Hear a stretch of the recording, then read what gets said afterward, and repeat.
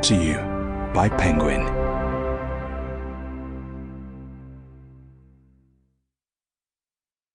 A Therapeutic Journey by Alain de Botton.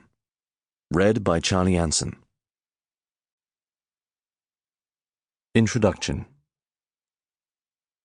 This book describes the arc of a journey, from breakdown and collapse to convalescence and recovery. It is intended as both a practical guide and a source of consolation and friendship during what might be some of our loneliest, most anguished moments. This is a book about getting unwell, imagining that we have let everyone down and losing direction and hope. It's also a book about redemption, about regaining the thread, rediscovering meaning, and finding a way back to connection, warmth, and joy. It's a book interested in sympathy, endurance, and how to build a life where, despite everything, we are once again sure we want to be here. This is, ultimately, a book about resilience. It insists that we cannot allow terror, self-hatred, and sadness to have their victories over us, and that we can always, so long as we think matters through with sufficient creativity and gentleness, identify reasons to live.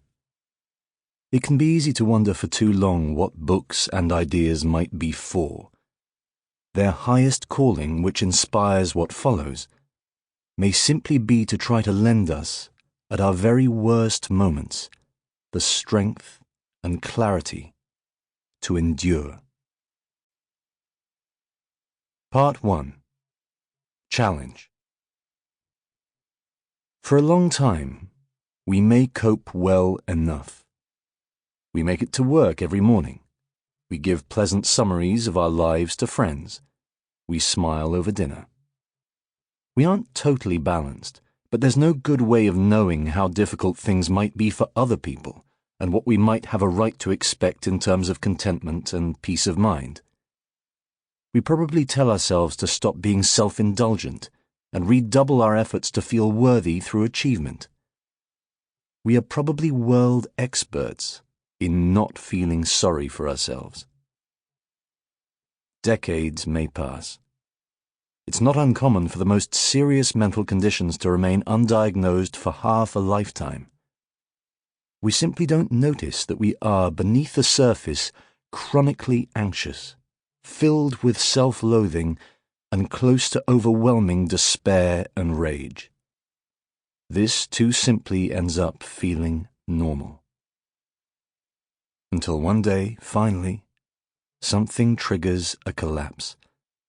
It might be a crisis at work, a reversal in our career plans, or a mistake we've made over a task. It might be a romantic failure, someone leaving us, or a realization that we are profoundly unhappy with a partner we had thought would be our long-term future. Alternatively, we feel mysteriously exhausted and sad, to the extent that we can't face anything anymore, even a family meal or a conversation with a friend. Or we are struck with unmanageable anxiety around everyday challenges, like addressing our colleagues or going into a shop.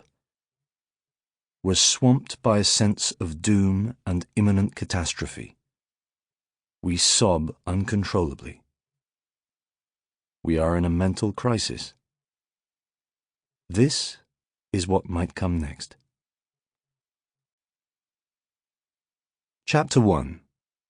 Breakdown.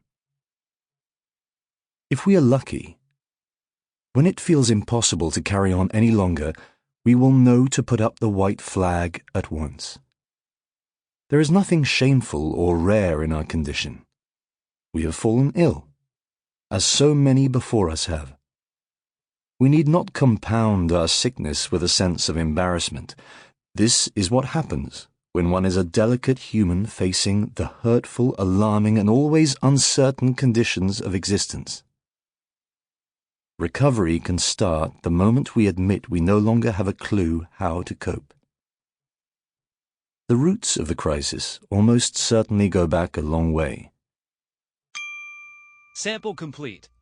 Ready to continue?